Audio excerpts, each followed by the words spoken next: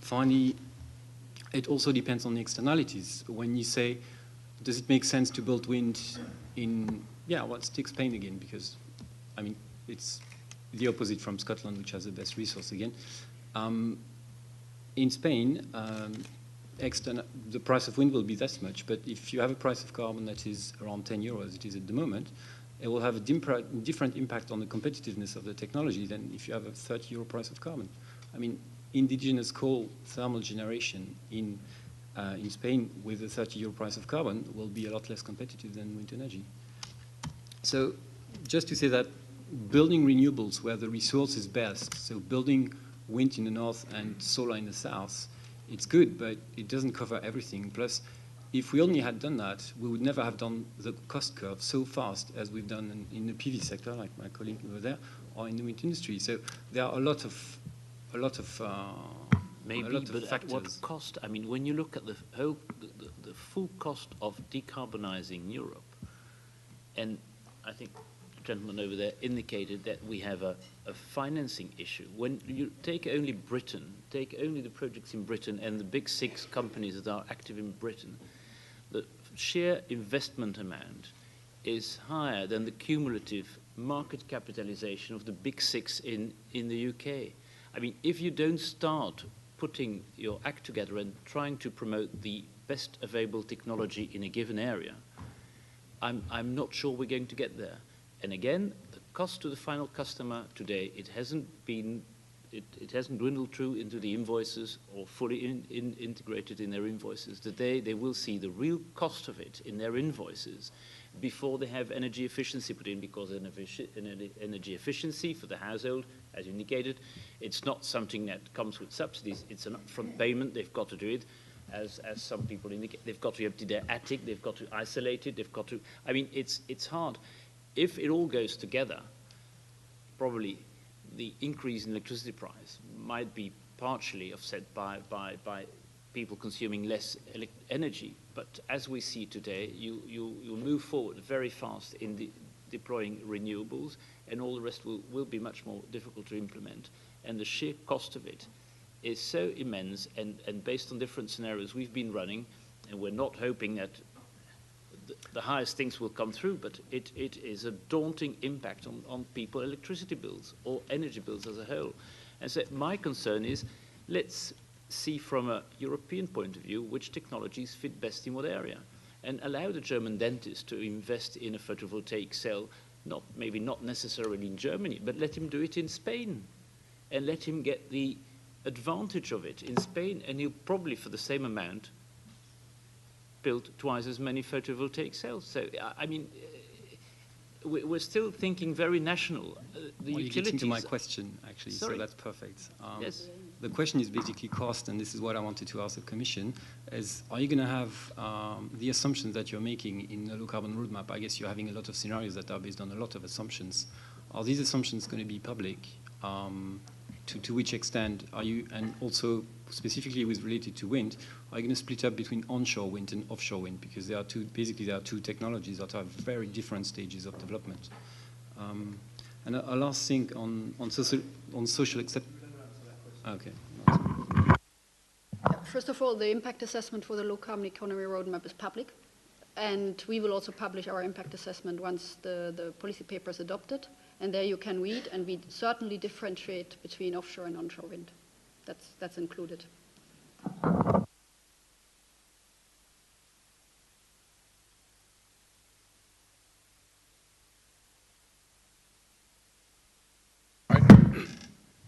My name is Wouter Hans from Vito Independent Research.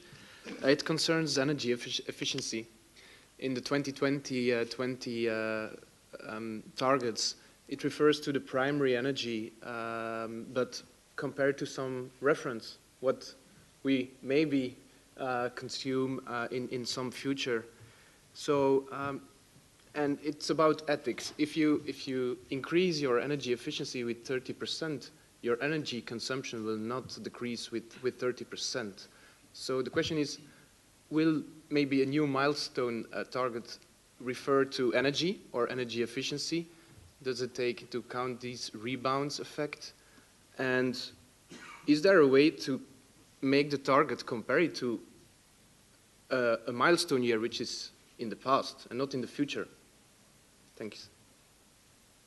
First of all, we had that debate on the targets for energy efficiency for years, and what we propose now is first to look what measures we can do. We are going a little bit away now from that target debate, even though member states are coming up, obviously, with their national plans, and we are analyzing them and so on. But what I said, what is on the table now, which is pretty much debated, is the directive, with concrete measures in a number of areas, bringing us more energy efficiency. And once, hopefully it's adopted next year, we will come up with a new monitoring if it really goes up in the member states, and then the debate on the targets are binding or not will come back. But we want to shift a little bit away from that pure how to measure target and so on to really do some actions, and that is what is on the table now.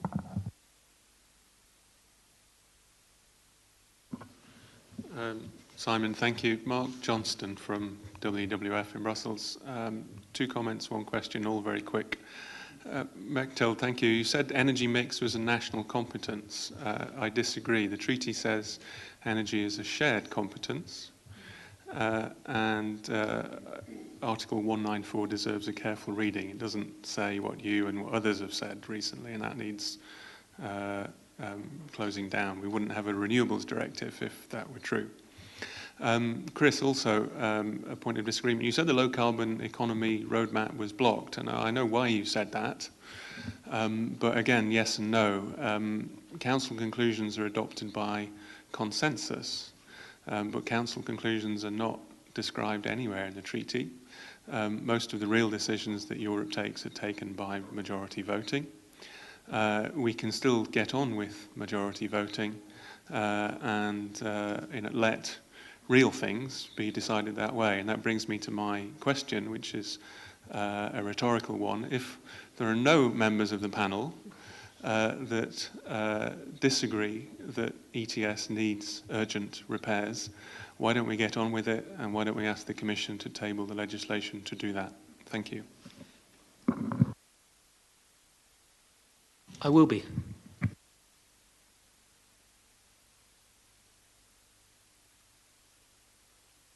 Can you possibly answer those questions as well? Energy mix, we know well the Article 194 on energy policy.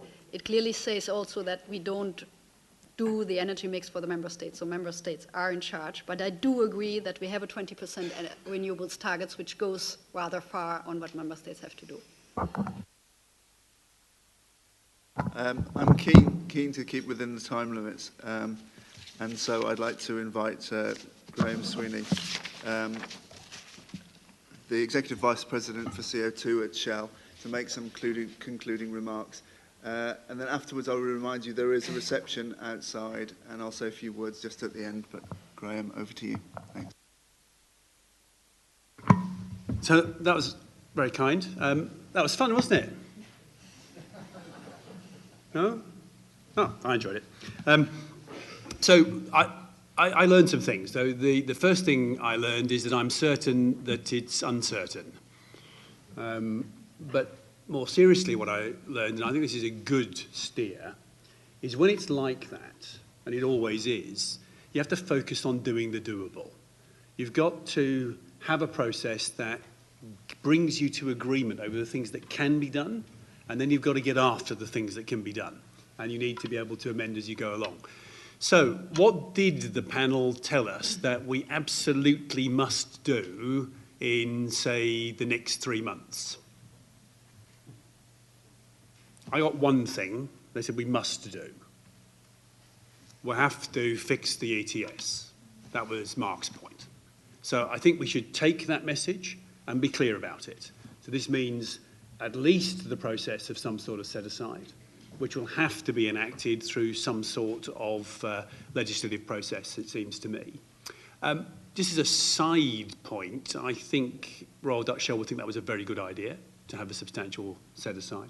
The second thing is we probably take a step further, which picks up part of the other story here, is that so if I was running that bit, I'd also announce now that I was going to have a carbon floor price in phase 4. And that would open up the conversation as to what that should look like. So that would be an interesting part of the conversation. Second bit for me is this whole story around does anybody actually understand how the whole system works? And I think if I was listening to this, my conclusion was, well, I didn't find anybody here who did.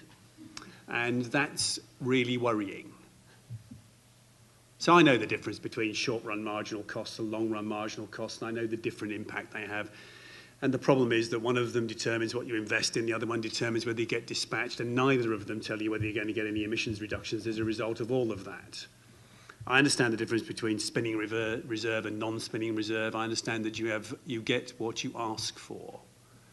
But what I'd like to see out of that is that we take the lesson that says something needs to be done to fix this. There is an opportunity to have that conversation. And we need to have that conversation both as, in there's three parts: society, it's governments as the representatives of society, and also business if we're to make this stuff work. Because the problem is, it takes a long time to fix any of this. That was the point that was made about timescales. I think if you look at energy transition specifically, you'll find that it's 40 years to get to 6, 7, 8% market share for any given technology set. And that's been historically true. So the task for us is not to necessarily simply accept that that's so, but to ask, what would you do differently in future so that some of these things don't take as long as that? What are those things? I mean, certainly from my point of view, I think that the infrastructure question is extremely important. It will determine outcomes. There are several pieces of infrastructure that have been spoken about here. You may have them on your list. They certainly involve the grids, don't they? There was a clever distinction between super and smart grids. I'm not sure I quite kept up with that. But the other ones are around the gas infrastructure and whether or not there would be the opportunity to take the gas. At least it seems to me we should have that optionality. The issue of the CCS infrastructure, and so on and so forth. All of those will require substantial effort over this forward period. And this is all about the deployment risk, isn't it, as it was described. So what is the business model? If all the money in the end comes from the private sector, how do you explain to them in this uncertain world, these things at least you shall know, and these are the things that it will be helpful if you undertake and do them. So I think that we have a great call for economically rational policy and doing all of this at the lowest cost. I think it's clear that we would all aspire to that. But I'd suggest less clarity from the panel over exactly what the component pieces of that would be, but that a reform of some of the marketplaces and perhaps an understanding of which pieces of these are genuinely European as opposed to which pieces are national, and then allowing a substantial set of national experiments to determine what may work or not work. In a number of those contexts sounded like a hopeful and useful part of all of that. And then there was this troubling problem about efficiency. So lots of people tell you it's at the dumb and easy end of the abatement curve. And yet, all of our experience is that nobody does it. So there's a disconnect between the obviousness of the action and the value it creates and the likelihood that anybody does anything. So I heard that problem articulated, but again, I didn't hear what you do differently in order to make it actually happen.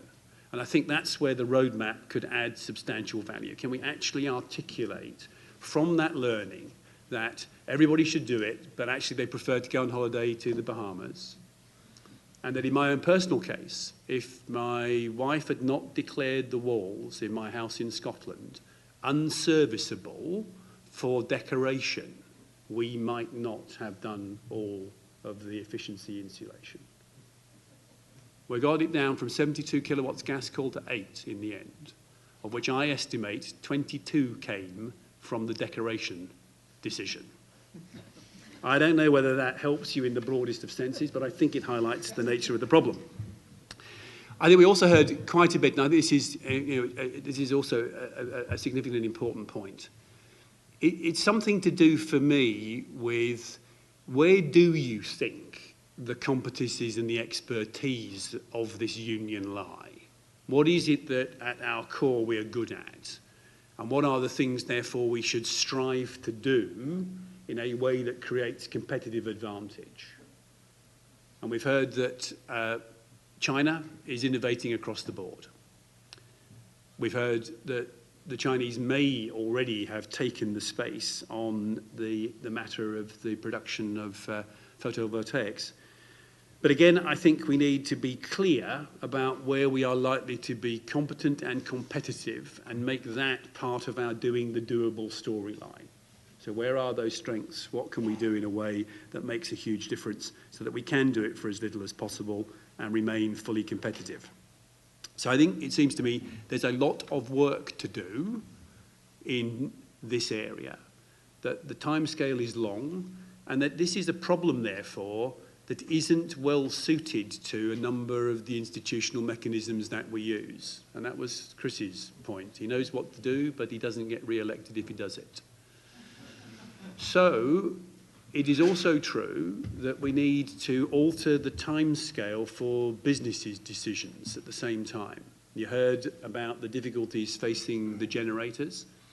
And therefore there is time, I think, to pause around how we bring all of those pieces together to create an agreed agenda of doing the doable things in the face of uncertainty that create competitive advantage and keep the costs to a low level, whilst recognising we can't do absolutely everything. Thank you very much, and have a good networking session over the cocktails.